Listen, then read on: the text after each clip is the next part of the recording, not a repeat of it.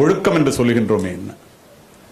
ஒழுக்கத்தை உருவாக்கி வளர்ப்பதுதான் கல்வியினுடைய தலையாய குறிக்கோள்.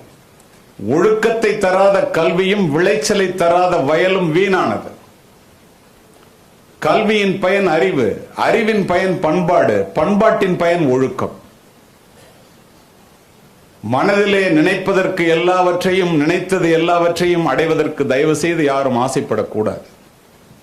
மனதை வேலைக்காரனாகவும் அறிவை தலைவனாகவும் வைத்துக் கொண்டு முதியவர்களாக இருந்தாலும் சரி, இளையவர்களாக இருந்தாலும் சரி, இள வயதிலே புயல் போல வருகின்ற உணர்ச்சிகளை யாரெல்லாம் அடக்கி ஆள கற்றுக்கொண்டார்களோ, ஒழுக்கமாக வாழ கற்றுக்கொண்டார்களோ, அவர்கள் முதிர் வயதிலே நிம்மதியாக வாழுகின்றார்கள், உலகத்தை ஜெயித்தவர்களாக வாழுகின்றார்கள். அப்படி அடக்க முடியாதவர்கள் வாழ்க்கை பிஞ்சிலே பழுத்ததாக அழிந்து போய்விடுகின்றனர். நம்முடைய தமிழ் இலக்கியங்கள் இந்த ஒழுக்கத்தையும் இந்த கல்வியையும் இதனுடைய சிறப்பையும் எப்படியெல்லாம் சொல்லியிருக்கின்றன என்று நினைத்தால் நீங்கள் வியந்து போவீர்கள். படிப்பை பற்றி நான் கூறினேன், ஒழுக்கத்தை பற்றி கூறிக்கொண்டிருக்கின்றேன் அல்லவா? ஓதாமல் ஒரு நாளும் இருக்க வேண்டாம் உலக நீதி. இளமையில் கல் ஆத்திச்சூடி, எண்ணும் எழுத்தும் கண்ணனத்தகும், கைப்பொருள் தன்னில் மெய்ப்பொருள் கல்வி கொன்றை வேந்தன். கல்வி கரையில கற்பவர் நாள் சில நாளடியார்.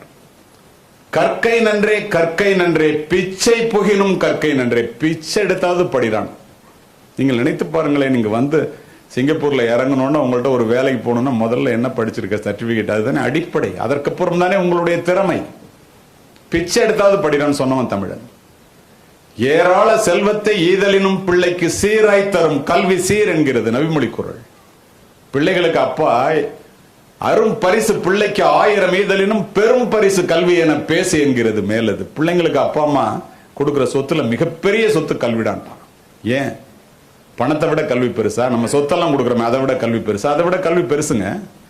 வெள்ளத்தால் போகாது, வெண் தணலால் வேகாது, வேந்தராலும் கொள்ளத்தான் இயலாது, கொடுத்தாலும் நிறைவின்றி குறையாது. பணம் கொடுக்க கொடுக்க குறையுண்டா, கல்வி கொடுக்க கொடுக்க வளரும். அதனால பணத்தை விட கல்வி பெருசணும்.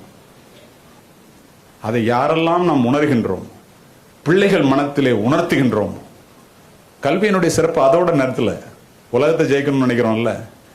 மன்னரும் மாசர கற்றோனும் சீர்தூக்கின் மன்னரில் கற்றோன் சிறப்புடையோம். மன்னருக்கு தன் தேசமல்லால் சிறப்பில்லை, கற்றோர்க்கு சென்ற இடமெல்லாம் உலகம் முழுவதும் சிறப்பு. ஒரு ராஜாவா இருந்தாங்க கூட அவன் நாட்டில் மட்டும்தாங்க சிறப்பு. படிச்சவனா இருந்தா உலகத்தில் எங்க போனாலும் சிறப்பு. எங்க அப்பா 5வது படித்த ஒரு சாதாரண ஏழை விவசாயி என்கிட்ட சொல்லுவாங்க, நீங்க எல்லாம் உங்க பிள்ளைங்கள்ட்ட சொல்ற மாதிரி, தம்பி நீ மட்டும் படிச்சுட்டேன்னா, பொருள் புரிந்து படித்து விட்டால் உலகத்துல நீ எங்க போனாலும் உன்னிட்ட இருந்து எது போனாலும் கல்வி மட்டும் போகாதும்பாங்க. நீங்கெல்லாம் நினைச்ச மாதிரி நானும் நினைச்சது உண்டு, நம்ம அம்மா அப்பா நம்மளை படிக்க வைக்கிறதுக்காக சொல்றாங்க. ஆனா உண்மை என்ன தெரியுமா? இன்று இந்த மேடையில என்ன உணர்கின்றேன் தெரியுமா நண்பர்களே? என்னை அறிமுகப்படுத்தினார்களே, காவல்துறை அதிகாரி, உயர் அதிகாரி, காக்கி உடை அடைந்தவர், பல பதக்கங்களை பெற்றவர் என்றெல்லாம்.